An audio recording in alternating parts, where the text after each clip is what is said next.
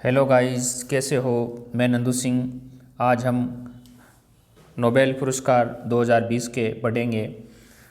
तो देखिए, नोबेल पुरस्कार 2020, इससे पहले हमने नोबेल पुरस्कार 2019 के हम पढ़ चुके हैं। आप 2019 के नोबेल पुरस्कार भी चैनल की प्लेलिस्ट में जाके या फिर डिस्क्रिप्शन में जाकर के देख सकते हैं। यदि आप पहली बार जुड़ रहे हैं तो दोस्तों, चैनल को सब्सक्राइब ज़रूर कर लें।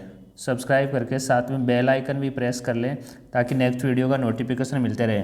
तो आज हम बहुत ही जो इम्पोर्टेंट टॉपिक है नोबेल पुरस्कार 2020, देखिए इनमें से आप एक क्वेश्चन मान के चलिए, नोबेल पुरस्कार में से एक सवाल ज़रूर पूछा जाता है और ये बहुत ही शानदार क्रेजी जीके ट्रिक के साथ पढ़ेंगे। बहुत ही शानदार ट्रिक्स हैं, एक से बढ़कर एक ट्रिक के साथ पढ़ेंगे। तो आइए हम अध्ययन करते हैं नोबेल पुरस्कार 2020। देखिए, नोबेल पुरस्कार जो 2020 के पढ़ रहे हैं उससे पहले कुछ सामान्य बातें हैं नोबेल पुरस्कार को लेकर के, जो अक्सर हर कंपटीशन एग्जाम के अंदर पूछी जाती है। देखिए, नोबेल पुरस्कार है ये 1901 में शुरू हुआ था। कब नोबेल पुरस्कार कब शुरू हुए थे देने? 1901 में। और ये जो स्वीडिश वैज्ञानिक है, स्वीडिश वैज्ञानिक अल्फ्रेड नोबेल की याद में दिए जाते हैं, हर वर्ष दिए जाते हैं। तो देखिए फिर ये कितने सेक्टरों में देते हैं? 6 सेक्टरों में दिए जाते हैं, ये भी हम अध्ययन करते हैं। तो नोबेल पुरस्कारों के जो 2020 के नोबेल पुरस्कार है, इनकी घोषणा कब हुई थी कि 5 से 12 अक्टूबर 2020 के दौरान अलग अलग तिथियों में हुई थी। वर्ष 2020 के दौरान अलग अलग तिथियों में नोबेल अवार्ड की घोषणा की गई। नोबेल जो शांति पुरस्कार के अलावा अन्य जो 5 क्षेत्रों में पुरस्कार दिया जाता है, पुरस्कारों की घोषणा पूर्व वर्षों की भांति स्टॉकहोम में हुई थी।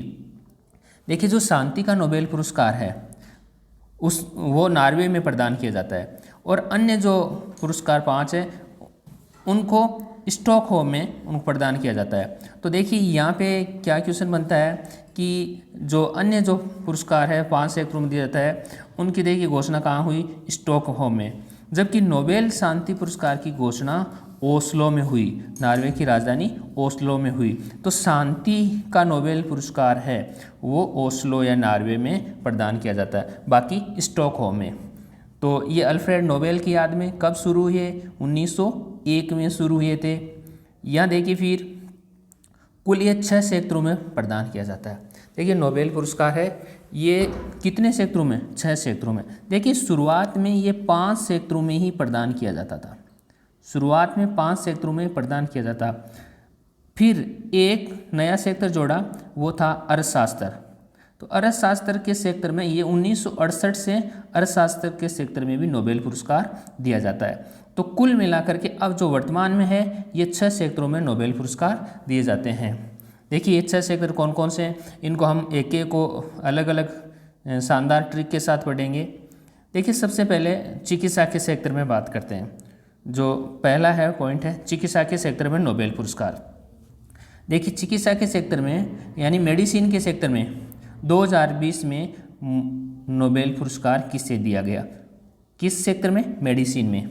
तो चिकित्सा के क्षेत्र में देखिए जो नोबेल पुरस्कार प्रदान किया गया है, पहले तो पॉइंट देखिए उसका कि क्यों दिया गया, क्या कारण था जो 2020 में नोबेल पुरस्कार दिया गया जो 3 वैज्ञानिकों को, उनकी क्या अचीवमेंट थी? तो उपलब्धि थी उनकी कि हेपेटाइटिस सी के इलाज में बड़ी खोज के लिए। देखिए, हेपेटाइटिस जो सी है, देखिए यहाँ पे हेपेटाइटिस सी, हेपेटाइटिस बी भी होता है, सी भी है। तो ये हेपेटाइटिस सी है, उसकी खोज में इन्होंने बहुत बड़ा योगदान दिया था। 3 वैज्ञानिक थे, इन तीनों वैज्ञानिकों ने। तो यहाँ देखिए हेपेटाइटिस सी, ये ध्यान रखिए कि किस कारण से प्रदान किया गया जो 2020 का चिकित्सा के क्षेत्र में नोबेल पुरस्कार, वो था हेपेटाइटिस सी के इलाज के कारण। अब जो 3 वैज्ञानिकों को प्रदान किए गए थे, देखिए 3 वैज्ञानिकों किस किस को जो प्रदान किए गए वो देखिए आप कि हार्वे जे आल्टर, देखिए ये क्या नाम है? हार्वे जे आल्टर, जो अमेरिका के थे। दूसरा था माइकल ह्यूटन, ये ब्रिटिश के थे। तीसरा चार्ल्स एम राइस, ये अमेरिका के थे। इन 3 वैज्ञानिकों को 2020 का मेडिसिन के क्षेत्र में यानी चिकित्सा के क्षेत्र में हेपेटाइटिस सी के इलाज में बड़े योगदान के लिए इन्हें नोबेल पुरस्कार प्रदान किया गया। किसके क्षेत्र में? चिकित्सा के क्षेत्र में। तो देखिए इसको अब हम याद कैसे करें। ये तो हो गया चिकित्सा क्षेत्र में 3 व्यक्तियों को प्रदान किया गया, लेकिन इसको याद कैसे करें? देखिए याद कैसे करने, तो आप यहाँ देखिए सबसे पहले देखिए यहाँ आ रहा टर, यहाँ टन और यहाँ राइस। देखिए राइस, भारत में राइस यानी चावल और गेहूँ जो खाद्य है उनका उत्पादन भी बहुत ज़्यादा होता है। तो राइस का उत्पादन कैसे हुआ? देखिए बहुत सारे टनों में हुआ, यानी राइस का उत्पादन। देखिए भारत का जो मुख्य जो खाद्य पदार्थ है वो राइस है, दूसरे नंबर पे गेहूं आता है। तो इस राइस का उत्पादन बहुत, देखिए यहाँ आया टन, देखिए ये टन कहाँ पे आया? ये टन राधे, ये टन यानी कई टन, जैसे कई किलोग्राम होते हैं ऐसे कई टन होते हैं। तो कई टनों में राइस का उत्पादन हुआ, इस कारण से उनकी जो सप्लाई है बहुत सारे टर का अर्थ यहाँ याद रखिए ट्रक, बहुत सारे ट्रकों की लंबी लाइन लग गई, यानी कई टनों का माल था वो ट्रकों के माध्यम से सप्लाई किया गया। तो देखिए चिकित्सा के सेक्टर में ये एक बड़ी चीज़ थी, ताकि जो हॉस्पिटलों में पहुंचाना ये सब कार्य होना लगा। तो याद कैसे करेंगे अपन कि राइस का उत्पादन कई टनों में हुआ, इस कारण से कई ट्रकों के माध्यम से पहुंचाया गया। अब देखिए हॉस्पिटलों में काफ़ी जो चिकित्सा में काफ़ी जो हॉस्पिटलों में लोग रहते हैं, बीमार लोग रहते हैं, तो उनकी मदद के लिए लोगों ने काफ़ी पहुंचाया। इस कारण से चिकित्सा के सेक्टर में भी याद रह जाएगा। और वहाँ पे जो हम जब एग्जाम में विकल्प देखते हैं और इस प्रकार से जो सहज संबंध बना लेते हैं या कोरिलेशन बना लेते हैं, उससे क्या होता है तुरंत याद हो जाता है। तो चिकित्सा के सेक्टर में ये हेपेटाइटिस सी के सेक्टर में दिया गया, तो ये आपको याद हो जाएगा। दूसरा जो इसका सेक्टर है वो है भौतिकी के सेक्टर में। भौतिकी के सेक्टर में जो नोबेल पुरस्कार प्रदान किया गया क्या कारण था, क्यों? देखिए उन्होंने ब्लैक होल निर्माण के रहस्य की खोज के सेक्टर में दिया गया है। जो ये 3 वैज्ञानिक थे, इन्होंने क्या किया कि ब्लैक होल की जो रहस्य की खोज थी उसमें इन्होंने बहुत बड़ा योगदान दिया है, खूब खोज की है। देखिए जो आइंस्टीन ने जिस ब्लैक होल की जो खोज की थी उसको स्वयं को भी विश्वास नहीं था, और उसके ऊपर इन जो 3 वैज्ञानिकों को संयुक्त रूप से ये प्रदान किया गया। इन 3 वैज्ञानिकों ने इसके ऊपर बहुत रहस्य खोजे हैं ब्लैक होल। देखिए ब्लैक होल क्या होता है कि अंतरिक्ष में एक ऐसी जगह होती है, अंतरिक्ष में इस प्रकार से एक ऐसी जगह होती है, और इस जगह के ऐसे बीच में बहुत ग्रेविटी होती है, बहुत ज़्यादा ग्रेविटी होती है। यदि कोई भी वस्तु इस ब्लैक होल में यानी इस ग्रेविटी में आ जाती है तो ये अपने आप में समा लेता है, यानी कोई भी इससे बच नहीं पाता, वो अंदर चला जाता है और बाहर नहीं निकल पाता है। ये ब्लैक होल की घटना होती है। तो ब्लैक होल के निर्माण में देखिए भौतिकी के सेक्टर में, और ये जो 3 व्यक्तियों को प्रदान किया गया, वो 3 व्यक्ति कौन कौन से हैं जो भौतिकी सेक्टर में नोबेल अवार्ड दिया गया? देखिए रोजर पेनरोज ब्रिटिश वैज्ञानिक, रेनहार्ड गेनजेल अमेरिकी वैज्ञानिक, एंड्रिया गेज देख महिला है, ये 2 पुरुष है, एंड्रिया गेज महिला है, ये भी अमेरिकी है। इन तीनों व्यक्तियों को भौतिकी के सेक्टर में नोबेल अवार्ड दिया गया। तो रोजर जो पेनरोज है, इसको देखिए जो दिए गए इसमें रुपए, वो इनामी राशि 50% रोजर पेनरोज को थी, और रेनहार्ड गेंजेल व एंड्रिया गेज इन दोनों को 50%। तो 50% अकेले 1 नंबर को, और 2 और 3 नंबर को 50% राशि प्रदान की गई।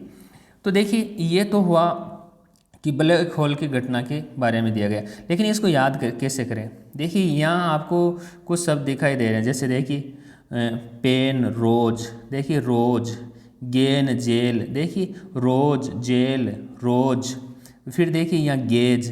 तो ये गेज क्या होता है? एक टूल्स होता है। आपको पता है जो अपने जो भौतिकी सेक्टर में काम में भी आता है, एक टूल्स होता है गेज। तो गेज यहाँ देखिए याद भी रह जाएगा इस टूल्स के माध्यम। गेज और गेन जेल, और ये जेल, और ये फिर क्या पेन। तो देखिए भौतिकी सेक्टर में गेज पेन होता है, एक पेन भी क्या होता है? गेज, यानी टूल्स का ही काम करता है। जैसे गेज होता है, पेन भी एक टूल्स का ही काम करता है। और गेन जेल, तो देखिए रोज जेल गेज, रोज जेल गेज, रोज जेल गेज, इस प्रकार से अपन 2-3 बार यदि हम इसको याद कर लें, रोज है, जेल है, रोज जेल गेज, तो गेज है, पेन है, ये भौतिकी क्षेत्र में काम आते हैं। और देखिए ब्लैक होल घटना, ये एक फिजिकली हो गया अंतरिक्ष का, तो इसके क्षेत्र में याद भी रह जाएगा। तीसरा जो क्षेत्र है रसायन के क्षेत्र में, देखिए रसायन के क्षेत्र में जो नोबेल अवार्ड प्रदान किया गया 2020 का, ये क्यों प्रदान किया गया? देखिए रसायन के क्षेत्र में इसलिए प्रदान किया गया कि जीनोम एडिटिंग के लिए एक उपकरण की खोज के लिए, तो जीनोम एडिटिंग है, जो जीन है उसकी एडिटिंग के लिए एक उपकरण की खोज के लिए ये प्रदान किया गया था। देखिए जो ये 2 महिलाओं को प्रदान किया गया, देखिए महिलाओं को प्रदान किया गया, दोनों महिलाएं, इस कारण से ये सवाल वैसे ज़्यादा इम्पोर्टेंट बनता है, क्योंकि जो भारत है पूरे विश्व क्षेत्र में भी महिला सशक्तिकरण पे बल दिया जा रहा है, और यहाँ महिलाओं को प्रदान किया गया, दोनों महिलाएं हैं, इस कारण से ये काफ़ी इम्पोर्टेंट बन गया है।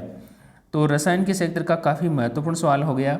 देखिए दोनों महिला वैज्ञानिकों ने एक टूल, कौन सा टूल था? CRISPR-Cas9 नामक जेनेटिक सीजर्स को विकसित किया था। देखिए CRISPR-Cas9 एक जेनेटिक सीजर्स को विकसित किया दोनों महिलाओं ने, तो जीनोम एडिटिंग, जीन में एडिटिंग के लिए दिया गया, इस कारण से ये रसायन के क्षेत्र में इनको नोबेल अवार्ड मिला। देखिए यहाँ पे क्या है कि इस जेनेटिक्स में क्या है, देखिए इस जेनेटिक्स का उपयोग करते हुए शोधकर्ता जानवरों, पौधों, सूक्ष्म जीवों के डीएनए को, देखिए यहाँ पे क्या है, डीएनए को आसानी से बदल सकते हैं। तो इनकी जो दोनों महिलाओं की खोज थी, और इन खोज के कारण से अब डीएनए को भी बदला जा सकता है, डीएनए को भी बदला जा सकता है। देखिए ये क्यों इम्पोर्टेंट हो गया?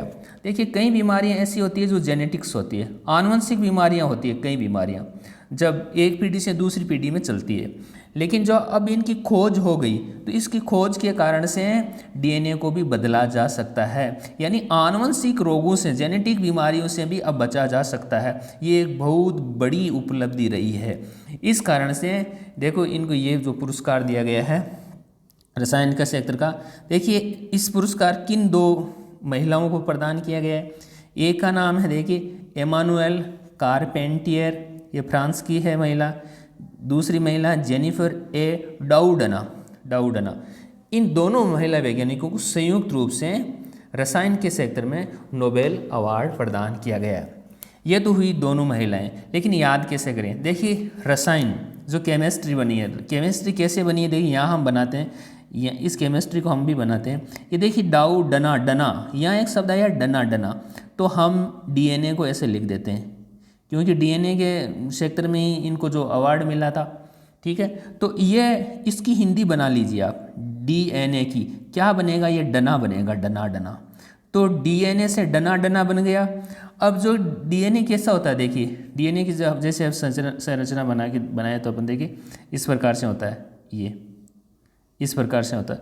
तो ये एक तरह से देख कला हो गई है, ये चित्रकारी टाइप पे हो गया, यानी ये कारपेंटियर का कार हो गया। तो देखिए ऐसा चित्र है, कलाकारी कौन बनाते हैं? लोग कारपेंटियर बनाते हैं, जो खाती आदि का काम करते हैं। तो कारपेंटियर, देखिए ये क्या है, कारपेंटियर ने कार पहले तो आपको डीएनए उसको बदला जा सकता है, इस सेक्टर में ये प्रदान किया गया। तो डीएनए की हिंदी बनाई है डना, और डना डीएनए कैसे होता है? इस प्रकार से आकृति होती है, ये आकृति। तो ये ऐसी आकृति कौन बनता है? कारपेंटियर। तो डना शब्द से फिर कौन, डना यानी डीएनए की आकृति कौन बनाता है? कारपेंटियर। इस प्रकार से देखिए दोस्तों, ये याद करने की दृष्टि से है, अन्यथा इसको न लें। तो ये था केमिस्ट्री। देखो कैसे केमिस्ट्री बना दी हमने, डीएनए से डना बना के, और डना, देखिए डना ऐसे ये याद भी हो जाएगा, और यहाँ कारपेंटियर से कारपेंटर भी हो जाएगा। तो ये रसायन के क्षेत्र में दिया गया था, तो हमने भी एक देखी किस प्रकार से याद करने की केमिस्ट्री बना दी, तो ये केमिस्ट्री के क्षेत्र में प्रदान किया गया था। अब देखिए हम आगे देखते हैं, जो चौथा सेक्टर है साहित्य के सेक्टर में जो प्रदान किया गया। देखिए साहित्य के क्षेत्र में 2020 का जो नोबेल पुरस्कार दिया गया है, वो अमेरिका की कवयित्री, देखिए महिला है, आप ये ध्यान रखिए, महिला को प्रदान किया गया है। और अभी हमने रसायन का पढ़ा, वो भी दोनों महिलाओं को प्रदान किया गया है। साहित्य का भी महिला को, और उस महिला का क्या नाम है, लुईस ग्लुक, लुईस ग्लुक को। अच्छा, लुईस ग्लुक को क्यों प्रदान किया गया? देखिए उनकी अचीवमेंट क्या थी, उन्हें सहज खूबसूरती के साथ व्यक्तिगत अस्तित्व को सार्वभौमिक बनाने वाली सुस्पष्ट यानी सुरीली, बहुत अच्छी मधुर काव्यात्मक आवाज़ के लिए प्रदान किया गया। तो ये साहित्य का नोबेल पाने वाली 16वीं महिला, देखिए साहित्य के सेक्टर में इससे पहले 15 महिलाओं को मिल चुका है, और ये जो लुईस ग्लुक है ये कौन सी महिला है, ये 16वीं महिला है। तो ये याद कैसे करें? देखिए साहित्य होता है, जो लिटरेचर होता है, उनका बहुत ही खूबसूरत शानदार वर्णन होता है। तो देखिए किस सेक्टर में दिया गया, सुस्पष्ट काव्यात्मक आवाज़ के लिए, यानी सुरीली आवाज़ के लिए, मधुर आवाज़ के लिए प्रदान किया। अब देखिए कोई जो मधुर आवाज़ होती है, जैसे ग्लू है, ग्लू ग्लू किस काम में आता है, ग्लूकोज ग्लू ग्लू बोलते हैं ना अपन, चिपकाने के काम आता है, कहते हैं नहीं चिपकाने का ग्लू लेके आना, तो चिपकाने के काम में आता है। देखिए जब सुरीली आवाज़ हो, और देखिए यहाँ फिर काव्यात्मक, काव्य किस में होता है, कविताएं साहित्य में होती है। तो ऐसी जब सुरीली आवाज़ होते हैं, लोग क्या कर जाते हैं, चिपक जाते हैं, यानी उनके साथ जुड़ जाते हैं, उनसे दूर नहीं हटना चाहते हैं। और ऐसे साहित्य में भी क्या करते हैं, लोग ग्लू हो जाते हैं, ग्लू यानी गोंद की तरह चिपक जाते हैं। तो याद भी कैसे रह जाएगा, देखिए लुईस ग्लू को प्रदान किया गया, तो ग्लू चिपक जाता है। देखिए किससे, सुरीली आवाज़ हो, काव्य हो, और ये सब कहाँ होते हैं, साहित्य में होते हैं। तो ये याद भी हो जाएगा। ये इस प्रकार से अपन जैसे ही विकल्प देखेंगे, ऑप्शन देखेंगे, अपन तुरंत इनको अपने दिमाग में आ जाएगा ये।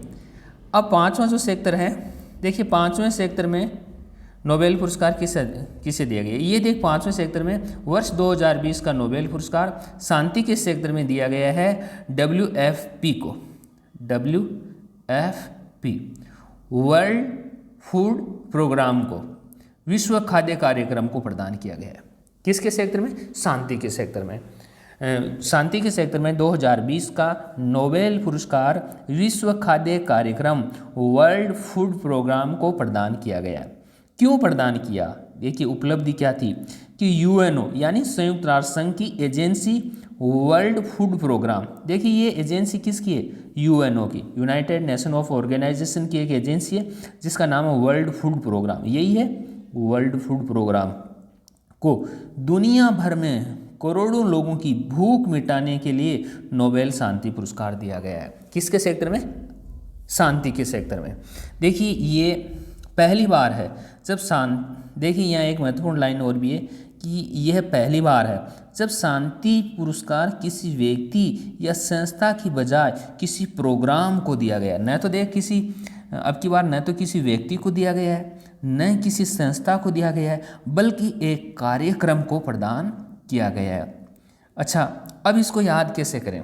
देखिए याद करने की मैं आपको एक ट्रिक, अवश्य ट्रिक बताता हूँ कि देखिए पहले तो एक मैं बताना भूल गया था। देख विश्व जो खाद्य संघ है, इसका देखिए मुख्यालय रोम में है, रोम इटली में है, और इटली में कहाँ पे, रोम में है। अच्छा अभी इसके देख मैं आपको ट्रिक बताता हूँ कि याद कैसे करना है। देखिए इसकी एक ट्रिक है, आपको पता है जब हमें भूख लगती है, खाद्य यानी खाना खाना, तो अपने को बहुत ज़्यादा भूख लगती है तो बेचैनी हो जाती है बहुत ज़्यादा। यहाँ आया ना खाद्य, विश्व खाद्य, खाद्य यानी खाना, वर्ल्ड फूड, फूड यानी भोजन याद कर सकते हैं, फूड। तो बहुत जब भूख लगी होती है तो पेट की दर्द न होकर के सिर में क्या होने लगता है, दर्द होने लगता है, बेचैनी टाइप हो जाती है, फूड। लेकिन जैसे हम फूड खा लेते हैं यानी खाद्य यानी खाना खा लेते हैं, भोजन कर लेते हैं, तुरंत ही हमें क्या मिल जाती है, शांति मिल जाती है। जब बहुत भूख लगी हो तो क्या होता है, अपनी बेचैनी होने लगती है, और जैसे ही हम खाना खा लेते हैं तो हमें क्या मिल जाती है, शांति। तो शांति का मतलब शांति के सेक्टर में क्यों दिया गया कि भूख मिटाने के लिए जो खाद्य कार्यक्रम है, खाद्य कार्यक्रम के लिए प्रदान किया गया। लोगों ने, विश्व खाद्य कार्यक्रम क्या करता है, लोगों की जो भूख मिटाता है। देखिए कोई युद्ध होता है, किसी जैसे कोई महामारी आ जाती है, और तो ऐसे में क्या होता है, जो लोग काफ़ी भूखे मरने की स्थिति में आ जाते हैं, उनको विश्व खाद्य जो कार्यक्रम है उनको भोजन आदि प्रदान करता है, उनकी खाने की व्यवस्था प्रदान करता है। ये इसका कार्य है और मुख्यालय रोम में है। तो याद कितने आसानी से रहेगा कि जब फूड खाते ही हमें शांति मिल जाती है। तो खाद्य से याद भी हो जाएगा कि वर्ल्ड फूड प्रोग्राम को दिया गया है और शांति के क्षेत्र में प्रदान किया गया है। तो ये बहुत ही शानदार ट्रिक है और इस ट्रिक से आप जैसे अभी साहित्य का था ग्लू, ग्लू यानी चिपकना, तो एकदम तुरंत याद हो जाएगा। फिर इसी प्रकार से देखिए छठा आखिरी जो नोबेल पुरस्कार है उसके बारे में हम देखते हैं। देखिए अर्थशास्त्र के क्षेत्र में जो नोबेल पुरस्कार प्रदान किया गया ये पहले नहीं था। ये कब से प्रदान देना शुरू किया गया है ये मैं आपको बता देता हूँ कि ये 1968 से अर्थशास्त्र के क्षेत्र में नोबेल पुरस्कार देना शुरू किया गया। कुल नोबेल जो पुरस्कार है ये 6 क्षेत्रों में प्रदान किया जाता है। छठा क्षेत्र अर्थशास्त्र है। अर्थशास्त्र देखिए अर्थ अंग्रेजी में कहते हैं इकोनॉमिक्स के क्षेत्र में। तो ये किन 2 व्यक्तियों को दिया गया, एक तो अमेरिकी है पॉल आर मिलग्रोम, दूसरा है रॉबर्ट बी विल्सन, ये दोनों ही अमेरिकी है। ठीक है, अच्छा इनको अर्थशास्त्र के क्षेत्र में क्यों प्रदान किया गया, क्या उपलब्धि थी, इनकी अचीवमेंट क्या थी? देखिए इनकी अचीवमेंट ये थी कि नीलामी सिद्धांत में सुधार और नए नीलामी स्वरूप के आविष्कार किया था इन्होंने। नीलामी सिद्धांत जो थ्योरी है, नीलामी थ्योरी, उसमें सुधार और नए नीलामी का स्वरूप का इन्होंने आविष्कार किया गया था। तो देखिए नीलामी किस में करते हैं आपको पता ही है, जब हम धन आदि कोई चीज़ बनाना होता है, कोई कॉन्ट्रैक्ट देना होता है, तो वो अर्थशास्त्र के क्षेत्र में करते हैं कि इतने रुपए की नीलामी लगी है। तो अर्थ यानी इकोनॉमिक्स, धन, अर्थ का अर्थ होता है धन, तो धन के लिए नीलामी लगाते हैं कि ये कॉन्ट्रैक्ट इतने में छोड़ा गया है, इतने में नीलाम हुआ है। तो इस कारण से ये याद भी हो जाएगा। दूसरा कि इसके जो किन किन व्यक्तियों को प्रदान किया गया, ये 2 व्यक्तियों को प्रदान किया गया है अर्थशास्त्र का नोबेल पुरस्कार। किसको? पॉल आर मिलग्रोम को, दूसरा रॉबर्ट बी विल्सन को, 2 व्यक्तियों को प्रदान किया गया। अब याद कैसे करें? देखिए याद करने की यहाँ एक ट्रिक है, बहुत अवश्य ट्रिक है। देखिए यहाँ मील, दूसरा यहाँ विल। देखिए मैं मील से लिख रहा हूँ मील। देखिए मील या फैक्ट्री, अपन इसको क्या बोल सकते हैं? फैक्ट्री भी बोल सकते हैं, मील या फैक्ट्री। दूसरा आया देखिए विल। अब देखिए विल शब्द आया, विल्सन, यानी आप याद रख लेना विल पावर, याद रख लेना यहाँ पर विल पावर। देखिए जो कोई मील या फैक्ट्री लगाता है या चलाता है उसकी विल पावर बहुत तेज होती है और इस कारण से ही वो क्या कमाता, देख अर्थ कमाता, अर्थ यानी धन कमाता है, इकोनॉमिक्स रूप से वो मजबूत हो जाता है। ठीक है ना, और वह कहीं कॉन्ट्रैक्ट भी देता है, नीलामी भी छुड़वाता है, नीलामी भी देता है कहीं। तो यहाँ आपको मिल से मिलग्रोम याद हो जाएगा, दूसरा विल्सन से विल पावर याद हो जाएगा। तो विल पावर तभी होगी तभी तो हम धन कमाएंगे, मिल फैक्ट्री कारखाने लगाएंगे।